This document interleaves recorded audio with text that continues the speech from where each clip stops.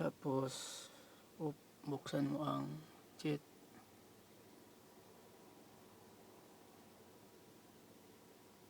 Ayan, cheat engine, click, tapos yes, tapos may lalabas na box.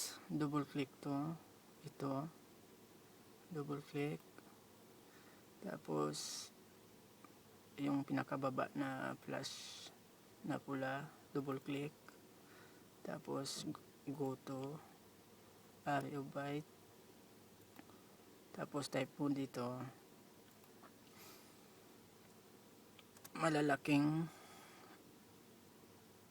FF space 6 na FF 1, 2, 3, 4, 5, 6 space 01 space 00 space 00 space 00 space 4B space 00 00 7 na 00 3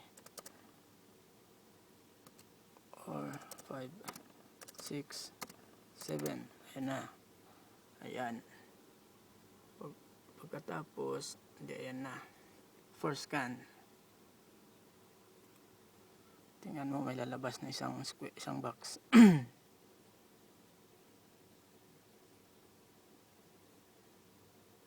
Pag lumabas itong box, ito ka sa pangalawa, double click.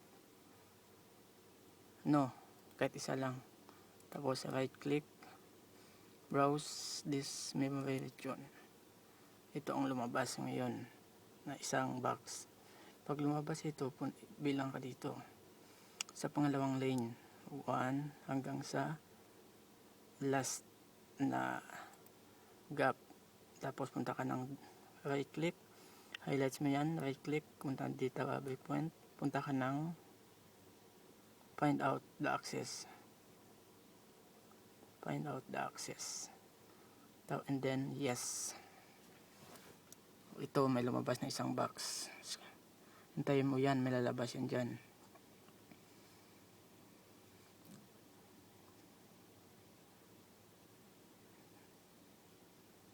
Tagal lalabas yun eh.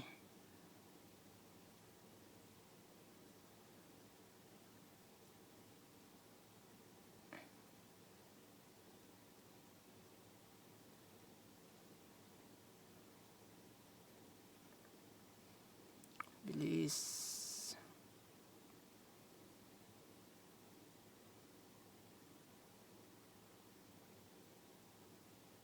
Ayaw. Ayan, may lumabas.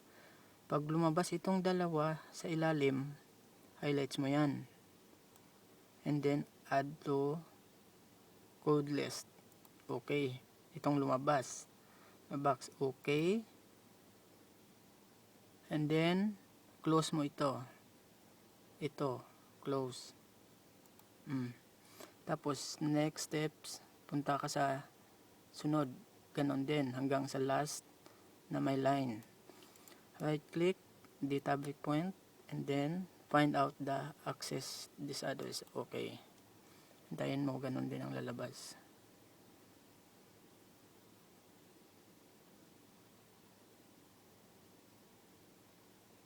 Ayan, highlights mo yan. Pwede rin isa-isahin mo. Huwag mong dalhin yung walang number. Ito lang, yung dalawa. Minsan nauuna yan eh. Pag nauuna yung itong dalawa sa taas, hindi mo ma-highlights yun. Isa-isahin mo lang. Tapos, add to code list. Okay. Okay, and then, close. X. Yung pangatlo, itong pang last, punta ka dito.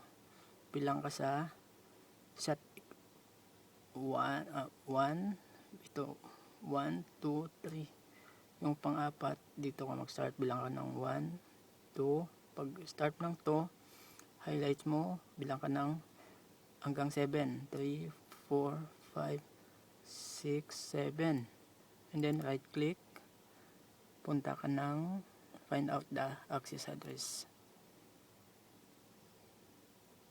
Ito,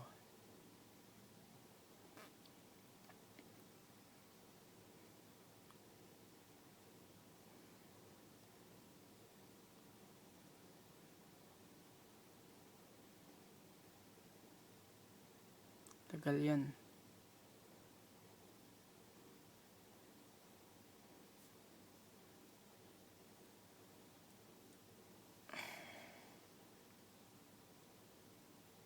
Ayan na. Highlights mo yan. Tapos add to code list. Pero lahat to, except sa itong isa na to sa taas, na walang may nakalagay na 76 or anything sa gilid, wag mong i-highlight yan, yung ito lang. Kasi may time din minsan na ang itong sa taas na to mapababa, tapos itong dalawa sa taas hindi mo na ma-highlight yan yung dalawa, isa-isahin mo na lang. Pero pag itong sa baba pag itong nasa baba, pwede mong highlight yan. Ayan, naka-highlights na, add to code list. Okay, ayan na, double click na yan, balik ka dito, yung may nag-spot yan, double click mo din to, ito double click, may lalabas ngayon ito, ipalitan mo to ng ito, ayan, 5.8 yung lumabas, delete mo, palitan mo ng 4, ayan na lumabas, 5.4, ayan, highlight mo yan. Okay, next itong sa sunod ng 5.8, next, tapos ganon din, double click dito, tapos arrow down ka lang, yung ito, arrow down ka lang, ito, yan, o ito, yung down, tapos tingnan mo, pag in-arrow down ko, basta naka-highlight siya, ayan, 5.4, okay, next, ganun din, double click, drag, arrow down, okay, 5.4, lahat yan 5.4, lahat ng ganyan, palitan mo ng 5.4, tapos sa pang-apat, ganun din, double click, 5.4, ayan ang 5.4, ayan, okay, and then next, double click, item ng 5.4, ayan, okay, next, last shape, ito, double click, 5.4, ayan na, okay na yan, tapos na yan. Pagtapos na yan, wag mong i-close yan, wala kang may i-close dyan, tapos na yan na, wala kang may i-close, ayan na, ayan ang nakalabas, punta ka ng work mo, open, ayan na, tapos punta ka ng tunes, wala na, na-repair na lahat tunes ko kanina bago ko close pag mga ganyan, pag tunes mo lahat yan, repair yan,